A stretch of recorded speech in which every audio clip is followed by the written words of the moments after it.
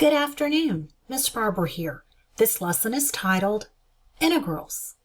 We previously focused on the indefinite integral or antiderivative.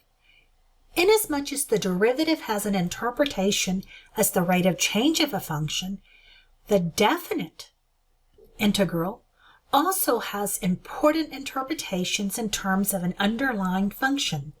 In this lesson, we examine one such relationship.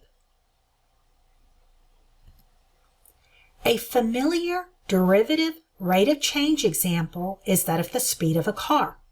The relationship between distance traveled, d, the rate of speed, r, and time t is given by d equals rt, and you can solve that as r equals d divided by t. Let's observe the obvious. That is, distance, rate, and time can all be computed by algebraically manipulating the uniform distance formula. Suppose you were driving along and the odometer broke. Even so, you were somehow able to record your speedometer readings over the next hour, and you plotted them as in the graph below. Explain how to use this graph to determine the distance you traveled over the previous hour. This graph is located in the first quadrant with time in minutes along the horizontal and the vertical labeled as speed in miles per hour, with 60 miles per hour labeled near the top of the vertical axis. The graph consists of 60 rectangles of width 1 unit intended to indicate 1 minute. The heights of the rectangles begin at 60 miles per hour for the first rectangle. The remaining rectangles are of similar heights, with the middle third of them slightly shorter and the last third even shorter than the middle third. Explanation. Define the distance d of any one interval, multiply the time t, which is 1 minute, by the rate r. This is the product distance equals rate times time, which is exactly equivalent to finding the area of each rectangle. Use 4 rectangles to approximate the area under f of x equals x squared plus 1 between x equals 0 and x equals 2. We're going to begin with the left end case, meaning that we're going to fit rectangles such that the left end of the rectangle is touching the curve. The idea here is that we've got 4 rectangles, so we're going to add the areas of each of the 4 rectangles. That is L, and I'll write sub 4, so left end rectangles, 4 of them. We'll have rectangle 1 plus rectangle 2 plus rectangle 3 plus rectangle 4. We want them to be uniform width, and notice that we're going from 0 to 2 and we want 4 rectangles. So let's compute the width. The width, which we'll call delta x, that's a little x, is equal to the difference between the endpoint 2 minus the beginning 0 divided by the number of rectangles 4. And 2/4 will solve to 0.5. Now let's try to get the formulas for each rectangle. The width for the first one is 0.5. The height is going to be at where x equals 0. And so we'll write that the area for that first rectangle left endpoint is 0.5 times the height, denoted by the function evaluated at 0. Now, the width for the second rectangle is also half, or 0.5, and the height is going to be the function evaluated at 0.5. So we'll do times 0.5 times f of 0.5, and then we want to add the area of the third rectangle. Again, we got a width of 0.5. The height will be the function evaluated at the left endpoint, which is 1. So we'll have 0.5 times the function evaluated at 1. And then finally, one more time for the fourth one. The width is still 0.5, but this time the height is going to be the function evaluated at 1.5. So the area of the fourth rectangle will be the product of 0.5 times f evaluated at 1.5. Let's note that you've got a common factor of 0.5 in each of those four terms. So let's go ahead and factor that out. Then we'll have L4 is equal to 0.5 times, and in parentheses, we're going to have f of 0, the height of the first rectangle, plus f of 0.5, the height of the second rectangle, left endpoint, plus f of 1, which is the height of the third rectangle, left endpoint, and the function evaluated at 1.5, which would be the height of the fourth rectangle. We're going to compute f of 0. So f of 0 is equal to 0 squared plus 1, which is 1.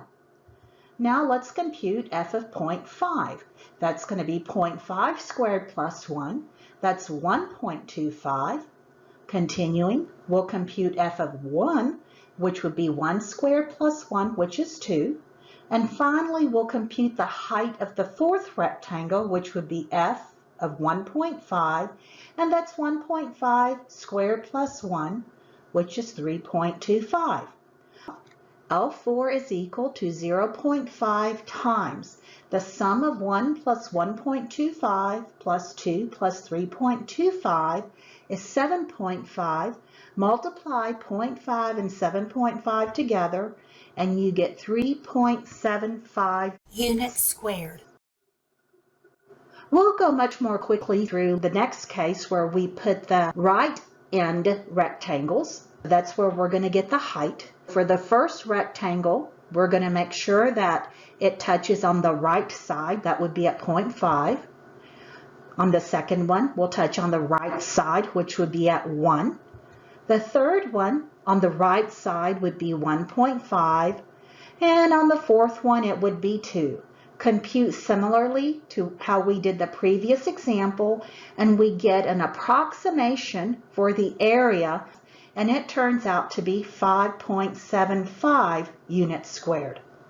The notation, that's sigma r sub 4, just means we took each of the four areas of the rectangles and added them together.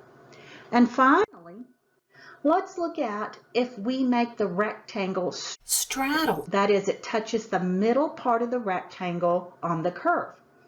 Now we're not at the left end or the right end, but the midpoint. So for the first rectangle, instead of 0 or 0.5, we need the middle of that, which would be 0.25 for the height.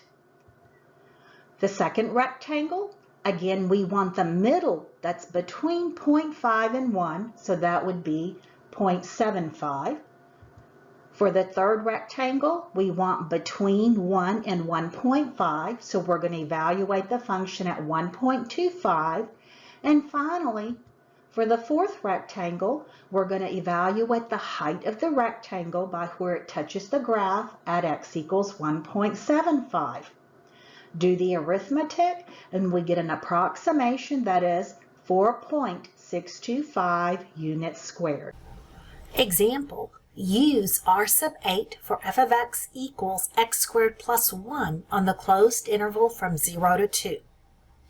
R sub 8 means use 8 rectangles using the right endpoint of the rectangle where it's touching the curve.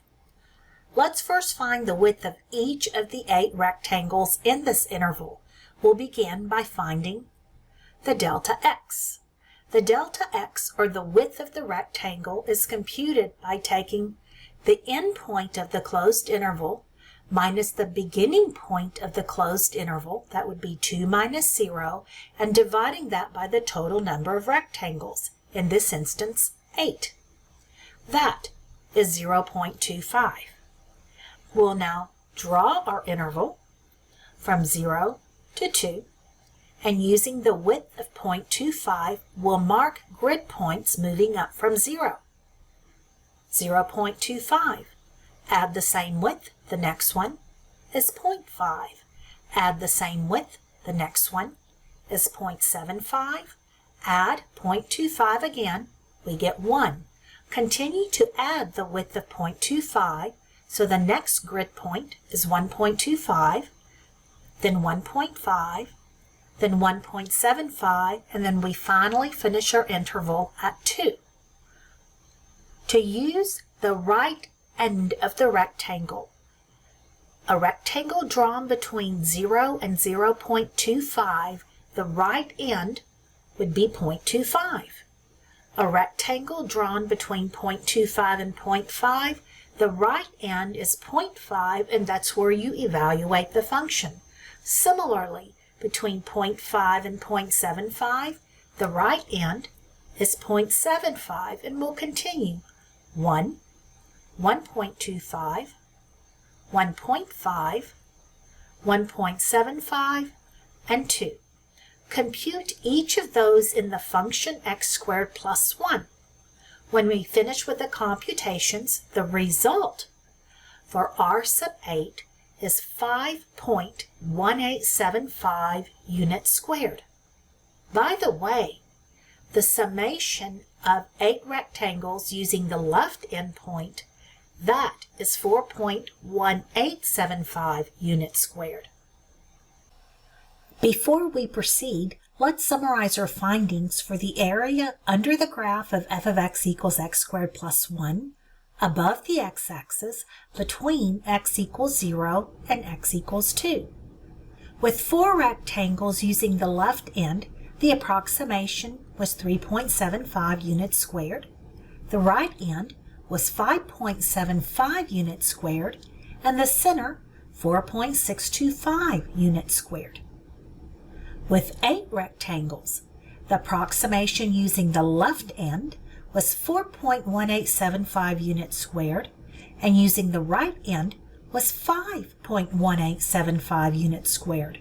Notice that the interval from the left end to the right end got much smaller with 8 rectangles than with 4. With these values, we can assuredly conclude that the actual area is somewhere between 4.1875 units squared and 5.1875 units squared.